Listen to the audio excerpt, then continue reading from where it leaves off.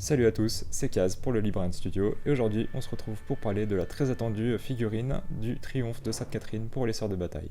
Et on commence tout de suite avec les visuels. Donc comme vous allez pouvoir le voir à l'écran, c'est une figurine qui va se présenter sous forme d'un diorama. C'est en quelque sorte un peu inspiré des figurines qu'on a pu voir chez AOS, donc le Catacross des The Dark Dawn Reaper ou le chariot des Nighthounds. C'est assez intéressant parce qu'on n'avait pas encore vu ce genre de design pour Warhammer 40k. Donc je suis assez content, sachant que c'est une figurine dont l'ensemble est vraiment très beau, très bien accordé.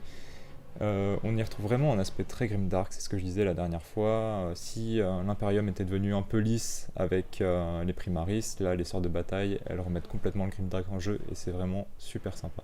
Finalement, c'est un peu pour ça qu'on attendait les sorts de bataille en plastique et pas pour les retrouver dans un set d'armée qu'on a pu voir à 130€ avec des figurines monoposes, quoi.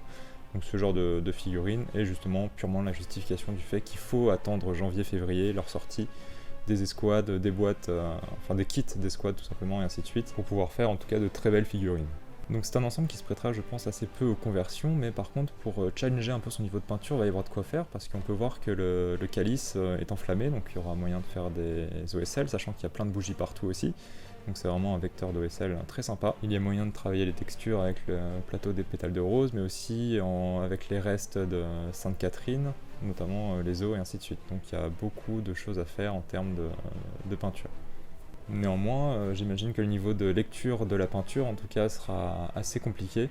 Donc c'est une figurine qui conviendra parfaitement aux peintres confirmés et chevronnés, mais pour les peintres un peu plus débutants, je conseillerais de se faire la main de manière générale sur des escouades de sorts de bataille avant vraiment d'attaquer cette figurine qui sera un peu le chef-d'œuvre au centre d'une armée.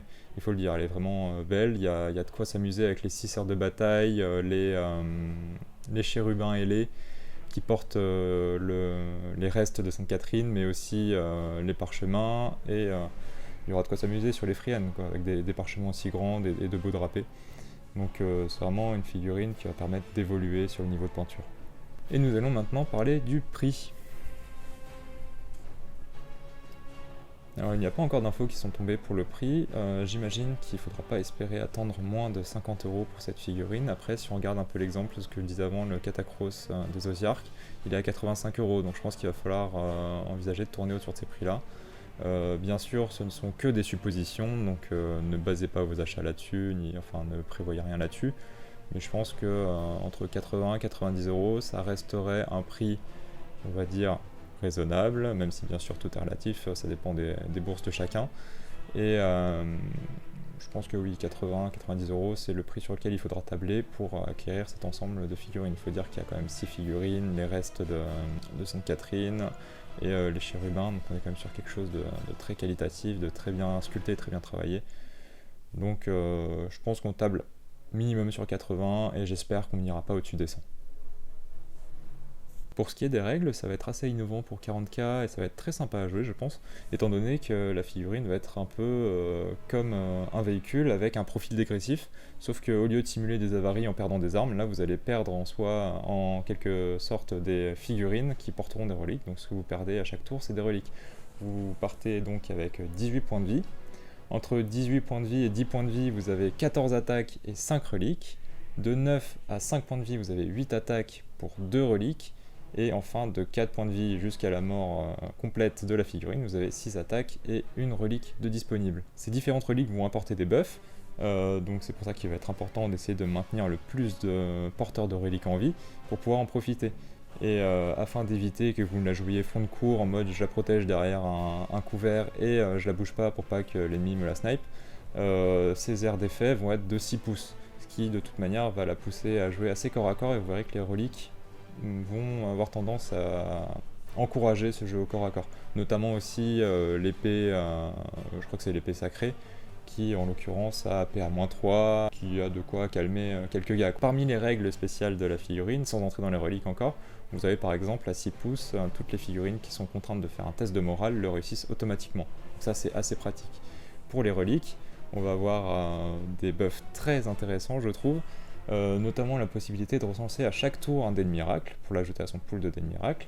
Vous avez aussi la possibilité sur les figurines avec le keyword Psyker ou KO, sur un 5 ou un 6, de mettre des 3 mortels. Donc toutes les figurines à 6 pouces, donc si vous rapprochez votre figurine du squad du KO, vous prenez 10 gars, vous leur mettez tous sur des 5 ou des 6 des D3 mortels, ça peut aller vite, ça peut aller très vite, donc c'est très intéressant comme ça. Je disais que c'était une figurine qui allait être orientée pas mal au corps à corps, et notamment vous avez la possibilité d'ajouter +1 à toutes les attaques des figurines amies en mêlée dans un rayon de 6 pouces. Donc on encourage vraiment à ramener la figurine le plus près, ça va être je pense des repentis ainsi de suite qui vont avoir un fort potentiel au corps à corps pour augmenter et rentabiliser ces figurines. Enfin, les 2 dernières reliques sont assez complémentaires car la première vous permettra de faire un acte de foi supplémentaire par tour, donc même si vous avez fait un acte de foi, vous pourrez en faire un second, et la dernière relique vous permet sur chaque acte de foi par tour d'augmenter ou de diminuer de 1 la valeur d'un dé, donc avec un maximum de 6, un minimum de 1. Mais du coup, ces 2 reliques sont complémentaires et permettent de rentabiliser un peu ces actes de foi. Donc ce qui va rendre la figurine intéressante, c'est justement toute la stratégie autour de quelle relique je garde, quelle relique je perds en fonction du nombre de points de vie qui me reste, et du coup comment je rentabilise mon armée si du coup je passe plus sur un corps à corps et je vais garder celle qui va donner +1 à tous les corps à corps, ou alors je garde les 2 dernières comme j'avais dit qui vous permettent de fiabiliser vos actes de foi. Donc ça va être vraiment ce jeu là de stratégie et de réfléchir comment on garde quelle relique nous intéresse plus ou moins, qui va rendre la figurine très intéressante.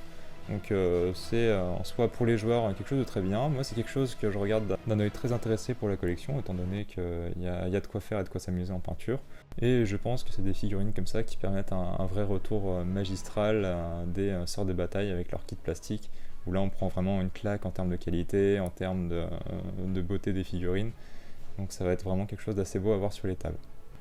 Je vais donc m'arrêter là pour aujourd'hui, et si cette vidéo vous a plu, je vous invite à commenter et à liker, voire à vous abonner si mon contenu vous intéresse. Je continuerai à faire des vidéos comme ça, plus ou moins courtes, sur des previews des sorties à venir. Et du coup, je vous dis à la prochaine.